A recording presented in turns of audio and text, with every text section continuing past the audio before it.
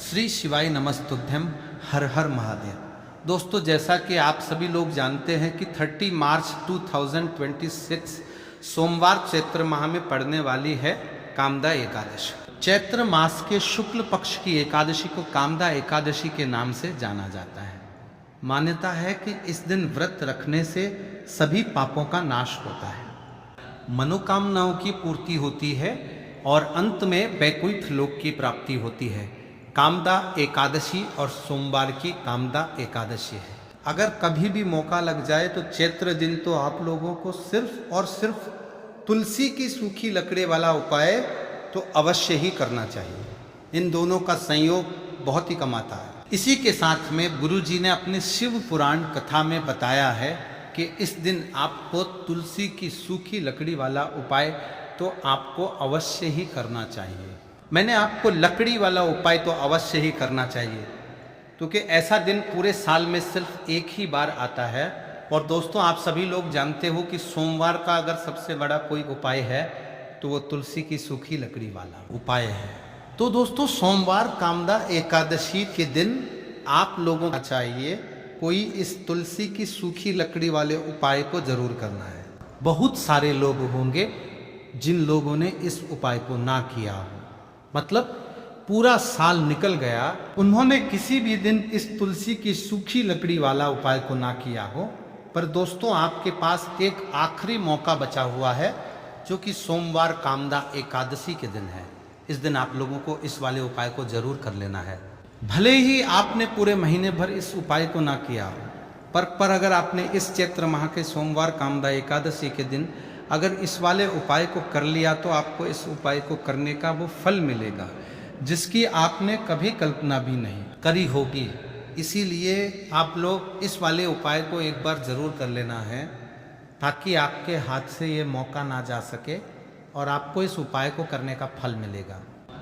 दोस्तों, ये उपाय पंडित जी ने अपनी अभी की ही श्री शिव महापुराण की कथा में बताया है, जिस उपाय को आज हम आपको बहुत अच्छे से समझाने वाले हैं। इस वीडियो को देखने के बाद उपाय को समझने के लिए आपको कोई और वीडियो को देखने की ज़रूरत नहीं पड़ेगी। तो चलिए दोस्तों, उपाय को शुरू करते हैं। देखिए, ये इस चैत्र मास सोमवार कामदा एकादशी के दिन ये इतना खास होता है, इतना महत्वपूर्ण होता है। देखा गया है कभी कभी बड़े बड़े पूजा पाठ अनुष्ठान से जो कि मनोकामना पूर्ण नहीं होते, वहाँ चैत्र माह की सोमवार कामदा एकादशी के दिन एक छोटे से उपाय करने से ही आपकी मनोकामना पूर्ण हो जाती है। और बहुत सारे लोगों ने इस उपाय को किया भी है, पर उनको इस उपाय को करने का फल भी जरूर मिला है। अगर आप लोग हैं तो आप इस उपाय को पहले अच्छे से समझ लेना, सुन लेना, उसके बाद करना। आपको इस उपाय का फल जरूर मिलेगा। और इस उपाय को कर लेने से आपके घर में चाहे किसी भी प्रकार की दुख और समस्या क्यों न चल रही हो, आपको उसका कारण भी नहीं पता है कि भाई ये समस्या किस कारण से चल रही है। उसका कुछ भी कारण हो सकता है, जैसे पितृ दोष हो सकता है या किसी भी तरह का मंगल दोष भी हो सकता है। तो इस दिन आप लोगों को ये वाला उपाय कर लेना है। यह कैसा उपाय है? जिस उपाय को अगर किसी विशेष दिन पर किया जाए तो भाई उस विशेष दिन का जो है वो तो हमें मिलता ही मिलता है। पर हमने उस दिन पर इस उपाय को किया है तो हमें उससे भी बड़ा फल मिलता है, और फल बहुत जल्द ही मिलता है, क्योंकि आप इस नरीन का माता इल्वी का उपाय को बहुत ही बड़े और विशेष दिन पर कर रही हो। तो चलिए अब उपाय के बारे में बात करते हैं। लेकिन उससे पहले आप लोगों में को ये जानना आवश्यक है कि आखिर ये उपाय किस समय करना है, किसको करना है और कैसे करना है। तो चलिए हम आगे आपको वीडियो में एक एक कर बता देते हैं। लेकिन उससे पहले अगर आप लोग हमारे चैनल पर पहली बार आए हैं या फिर मेरी आवाज़ आज पहली बार सुन रहे हैं, तो हमारे चैनल को सब्सक्राइब ज़रूर कर लेना और इस वीडियो को लाइक करके कमेंट बॉक्स में श्री शिवाय नमस्तु है, ओम नमः शिवाय ज़रूर टाइप कर देना। तो दोस्तों, इस तुलसी की सूखी लकड़ी वाला उपाय को हमें सोमवार कामदा एकादशी के दिन कैसे करना है, किसको करना है, किस समय करना है और कहाँ पर करना है, ये सारे सवालों के जवाब आपको इस वीडियो में मिल जाएंगे। और जो ये वीडियो देखेगा भाई, उसको तुलसी की सूखी लकड़ी वाला उपाय जरूर करना चाहिए, क्योंकि इस दिन काला तिल का भी बहुत ही बड़ा और विशेष महत्व होता है। और जब बात आ जाए तुलसी की सूखी लकड़ी वाला उपाय की, तो ये सोने पर सुहागा वाली बात हो जाती है और ये एक बहुत ही बड़ा उपाय होता है। अब दोस्तों, इस तुलसी की सूखी लकड़ी उपाय को आखिर करना किसको है? सबसे पहले हम लोग वो बात जान लेते हैं। तो देखो, घर की जो बड़ी माताएं बहनें होती हैं, उन माताओं बहनों में से कोई भी एक बड़ी माता बहन इस वाले उपाय को कर सकती है। और दोस्तों, अगर आप चाहें तो अपने घर में से सभी सदस्यों को भी इस उपाय को करवा सकते हैं। अगर किसी व्यक्ति की खुद की कोई मनोकामना है, खुद की कोई दुख और परेशानी है जो कि वो अपने लिए ही करना चाहता है, इस वाले उपाय को तो वो खुद अपने लिए भी कर सकता है। बाकी अगर कोई घर में से ऐसा है जो कि अपने पूरे घर परिवार के सुख और शांति के तुल्य लिए ये वाला उपाय करना चाहता है, तो भाई वो भी कर सकता है। हो सकता है, उसमें भी कोई दिक्कत वाली बात नहीं है। कहने का मतलब यह है कि इस उपाय को हर एक सदस्य भी कर सकता है और पूरे घर परिवार के सदस्य के लिए घर की बड़ी माताओं बहनों में से कोई एक माता बहन भी कर सकती है। माताएं बहनें अगर घर में उपस्थित ना हो या वो ये वाला उपाय ना कर पा रही हो, तो फिर घर का कोई बड़ा सदस्य भी इस तुलसी की सूखी लकड़ी वाला उपाय को कर सकता है। चाहे फिर वो पुरुष ही क्यों ना हो, उसमें कोई भी दिक्कत वाली बात नहीं है। उसके बाद में दोस्तों, जो अपी औ की वारवी अपर को तर प्रतीत प्रतीत प्रतीत प्रतीत प्रतीत प्रतीत प्रतीत प्रतीत गला प्रश्न निकल कर आता है, वो ये आता है इस उपाय को लेकर के कि आखिर इस उपाय को हमें किस समय करना है। सुबह के समय करना है कि शाम के समय करना है? तो देखो, इस वाले उपाय को आप लोग सुबह के समय भी कर सकते हो और शाम के समय प्रदोष काल में भी कर सकते हो। अब अगर आप पूछो कि भाई साहब सबसे उत्तम समय कौन सा रहेगा इस तुलसी की सूखी लकड़ी वाला उपाय को करना है, कहा तो हम आपसे बस यही कहेंगे कि इस उपाय को आप सुबह के समय करेंगे तो ज़्यादा बेहतर होगा। बाकी अगर प्रदोष काल शाम के समय भी करेंगे तो भी अच्छा होगा, उसमें कोई भी दिक्कत वाली बात नहीं है। तो अब दोस्तों, जो अगली सबसे बड़ी और महत्वपूर्ण बात आती है वो ये आती है कि सुबह अगर हम उपाय को करेंगे तो हमें कितने बजे से लेकर कितने बजे तक के बीच में करना है, और शाम के समय प्रदोष काल में करेंगे तो हमें कितने बजे से लेकर कितने बजे के बीच में करना है। तो देखो, सुबह जितनी जल्दी हो सके आप उपाय को करने की कोशिश करना। बाकी अगर किसी कारणवश लेट भी हो जाओ, थोड़ी देर भी हो जाए, तो 10 या 11 o'clock बजे तक भी आप उपाय कर लेना और 10 o'clock बजे से ज़्यादा देरी ना हो, ठीक है? इस बात का ध्यान रखना। उसके बाद में दोस्तों, अगर शाम के समय प्रदोष काल की बात करें, प्रदोष काल का जो समय होता है वो शाम के 0 बजे से शुरू हो जाता है। मतलब शाम के 6 प्रदोष काल की बात करें, 0 बजे से शुरू हो जाता है। मतलब शाम के 0 बजे से शुरू हो जाता है। मतलब शाम के 0 बजे से शुरू हो जाता है 0 बजे से शुरू हो जाता है। लेकिन 7 के बीच का जो समय होता है, ये समय प्रदोष काल का समय होता है। तो आप इस उपाय को 7 या 80 बजे के बीच में भी कर सकते हो। मतलब शाम के 0 बजे से रात 80 बजे के बीच में आप कभी भी इस वाले उपाय को कर सकते हो, उसमें कोई भी दिक्कत वाली बात नहीं है। देखिए, यदि हम किसी भी प्रकार के उपाय को निश्चित दिन और निश्चित तिथि पर करते हैं, हम तो इसका हमें बहुत अधिक लाभ मिलता है और इन उपायों को करने के बाद हमारे जीवन में बहुत अधिक परिवर्तन आता है। साथ ही साथ ये जो उपाय आपके जीवन की सारी परेशानियों को और सारी बाधाओं को दूर करने वाले हैं। देखिए दोस्तों, आज के इस पूरे वीडियो में हम आपको 3 चमत्कारिक उपाय बताने वाले हैं और ये तीनों ही उपाय बहुत ही खास और बहुत ही ज़्यादा विशेष होने वाले हैं। तो चलिए दोस्तों, जाने वाले हैं, लेते हैं गुरुजी द्वारा बताए गए सबसे पहले उपाय के बारे में। अश्विन महाधन प्राप्ति उपाय, तुलसी की सूखी लकड़ी घर में रख देना, बहुत जल्दी करोड़पति बनोगे, इतना पैसा पत्र से बंदोपति बनोगे।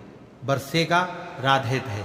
दोस्तों, आपको किसी भी दिन तुलसी की सूखी लकड़ी का उपाय घर पर करना है और ऐसा समझ लीजिए कि तुलसी की सूखी लकड़ी का ये उपाय आपको बहुत जल्दी करोड़पति बनाएगा। क्योंकि जो मेरी अश्विन का महीना है ये श्री हरि विष्णु को सबसे प्रिय महीना है। तो देखिए, स्कंद तंदसर करते हैं, पुराण में आता है कि भगवान विष्णु को सबसे प्रिय अगर कोई महीना है तो वह अश्विन का ही महीना है। और आश्विन के महीने में तुलसी के उपाय रातों रात आपके भाग्य को चमकाते हैं। ऐसे में आज की वीडियो में हम आपको तुलसी के ऐसे उपाय बताने जा रहे हैं जो रातों रात आपका भाग्य चमकाएंगे और बहुत जल्दी आपको महादानी बनाएंगे।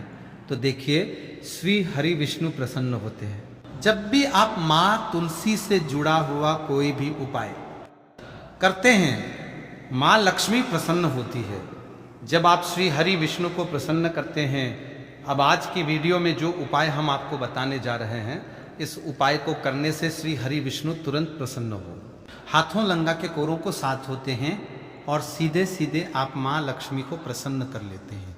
आपके जीवन में आप खुद अपने सौभाग्य को प्रसन्न कर लेते हैं। इसकी तरफ करने के भी आपके जीवन में आप खुद अपने सौभाग्य को प्रसन्न कर लेते हैं।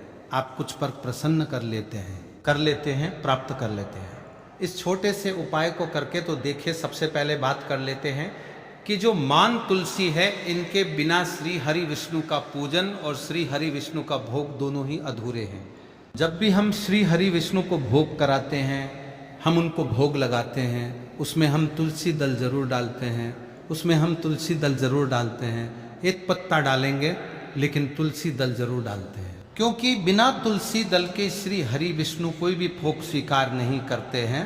और आश्विन के महीने में तुलसी का पूजन करने से व्यक्ति को सौभाग्य की प्राप्ति होती है, उसके घर में कभी निर्धनता नहीं आती है। आप देखिए, सबसे पहले तो आपको आश्विन के महीने में हरा भरा तुलसी का पौधा अपने घर में जरूर लगाना चाहिए। अगर पहले से आपके घर में तुलसी का हरा भरा पौधा है तो बहुत उत्तम है।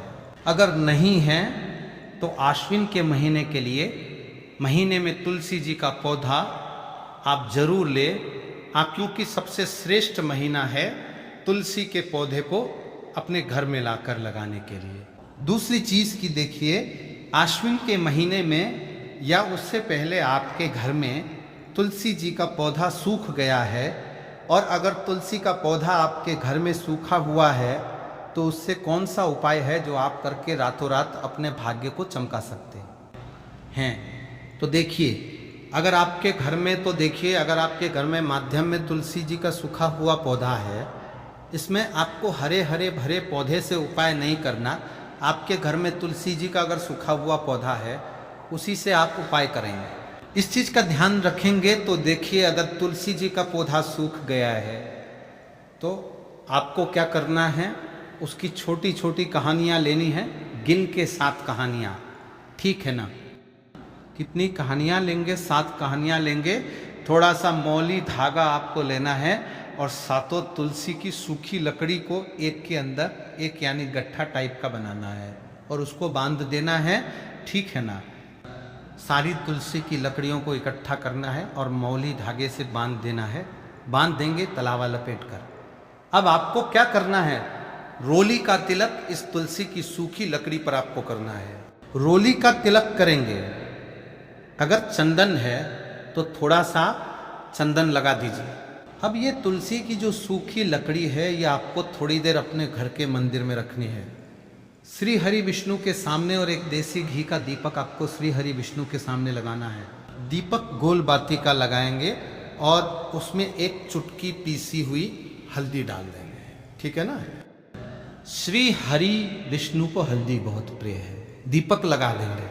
थोड़ी देर बाद जो तुलसी की लकड़ियां हैं उनको ऐसे ही रखा रहने देंगे, तिलक कर देंगे।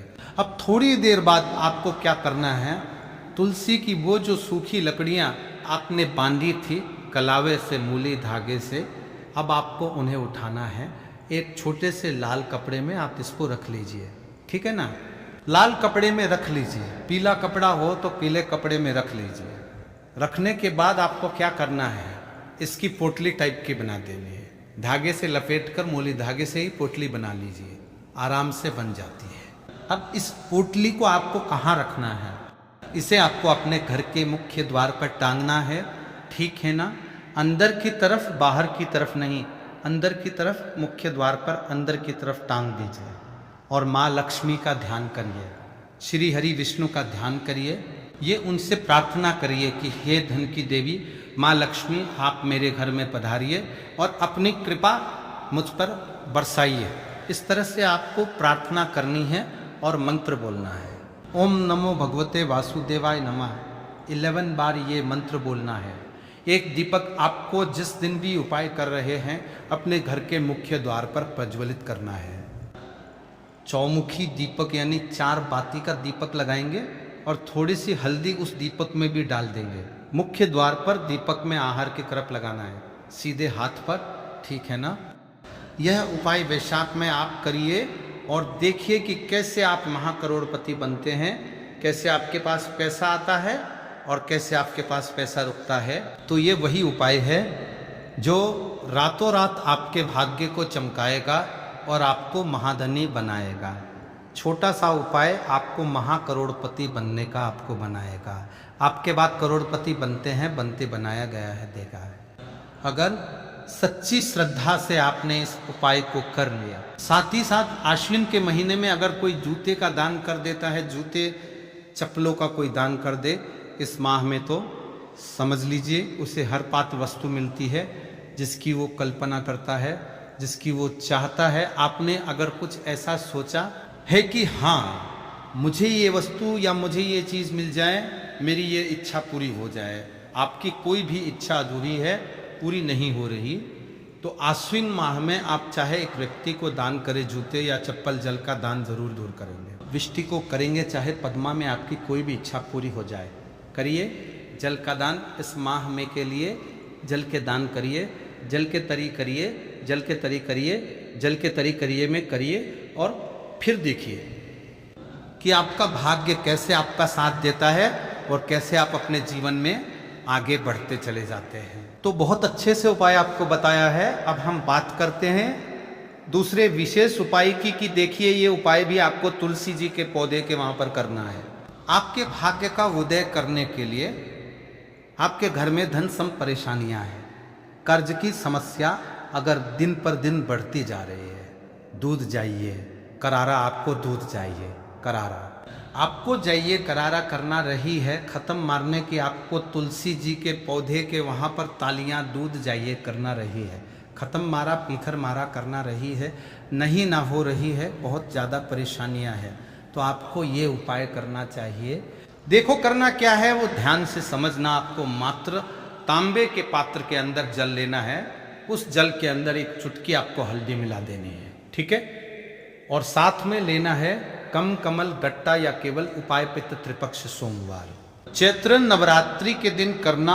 अगर आपको ऐसा लगता है कि आपके जीवन में अष्टलक्ष्मी का वास नहीं है, भाग्य का साथ आपको नहीं मिल पा रहा है, तो आप ये उपाय शनिवार के दिन कर सकते हैं, सोमवार कामदा एकादशी के दिन भी कर सकते हैं, ठीक है? शनिवार और सोमवार दोनों दिन आप ये उपाय कर सकते हैं। देखो करना क्या है कि साइन के पात्र के अंदर हल्दी डाली और एक कमल गट्टा डाला।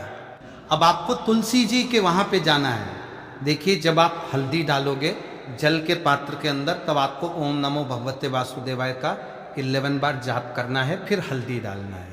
जब आप कमल गट्टा जाप करना है, करा करना है, जब कमल गट्टा जाप करा करना है, जब कमल गट्टा जाप करना है कि अंदर सांड के पात्र के अंदर गीता रही नहीं रखा, ओम नमो भगवते वासुदेवाय का 11 बार जाप करना है, फिर करना है। जब कमल गट्टा जाप करना है, जब आपको हल्दी डाल दिया गया, जब कमल गट्टा जाप करना है, जब कमल गट्टा जाप करना है, जब कम करना है, जब कम करना है, जब कम करना है, जब कमल गट्टा जाप करना है डालोगे, तब आपको ओम श्री नमः या ओम महालक्ष्मी नमः इस मंत्र का जाप करते हुए कमल गट्टा डालना है। खैर ठीक है, कमल गट्टा और हल्दी दोनों होना चाहिए। कमल गट्टा महालक्ष्मी का प्रतीक माना जाता है और हल्दी जो है वो भगवान विष्णु के निमित्त आप हल्दी डालेंगे, ठीक है?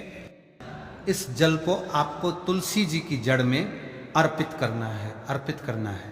ओम नमो भगवते वासुदेवाय का जाप करते हुए बस इतना सा उपाय करना, धन संबंधित को कोई भी परेशानियां है वो सब दूर हो, ऐसी आपको प्रार्थना करनी है। कर्ज से जुड़ी कोई परेशानी हो तो ऐसी प्रार्थना करनी है कि यह दूर हो जाए।